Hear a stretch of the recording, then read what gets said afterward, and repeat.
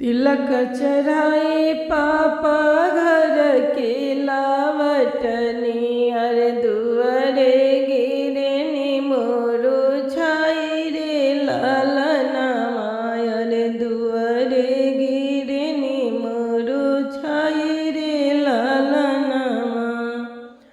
तिलक चढ़ाई पापा घर के लावटनी अरे दुआरे गिरनी मोरू छाई रे लालना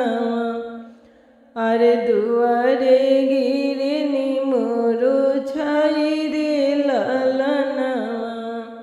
घर में से निकलेली बेटी हूँ सुंदर बेटी घर में से निकलेली बेटी हूँ सुंदर बेटी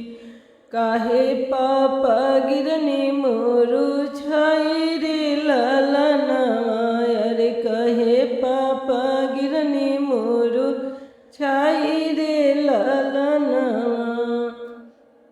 इतन संपत बेटी तिलक चढ़वनी अरे मुख से ना बोले ले दामाद रे लालना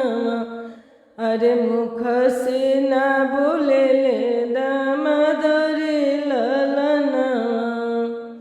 इतन संपत हम तिलक चढ़वनी अरे मुख से ना बोले ले दामाद रे लालना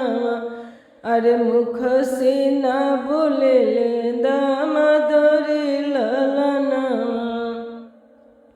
सब संपत पापा तिलक चढ़वनी सब संपत्ति पापा तिलक चढ़वनी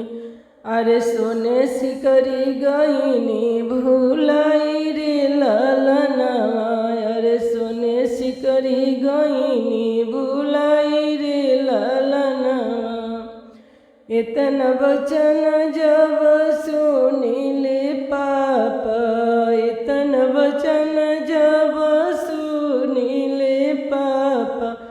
अरे दौड़ल जानी सोनारा दुकान रे लालना अरे दौड़ल गईनी सोनारा दुकान रे लालना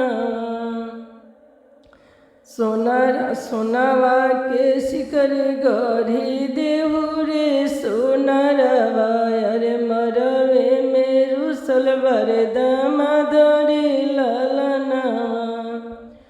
सोनावा के शिकर गढ़ी देहु रे सोनारवा अरे मरवे में रुसल बर दामाद रे लालना जबरसी करिया दामाद के पेन्हवनी जबरसी करिया दामाद के पेन्हवनी अरे नई नई कैले पर नाम रे लालना अरे नई नई करस पर नाम रे लालना तिलक चढ़ाई चाचा घर के लावटनी तिलक चढ़ाई भैया घर के लावटनी अरे दुआरे गिरनी मोरू छाई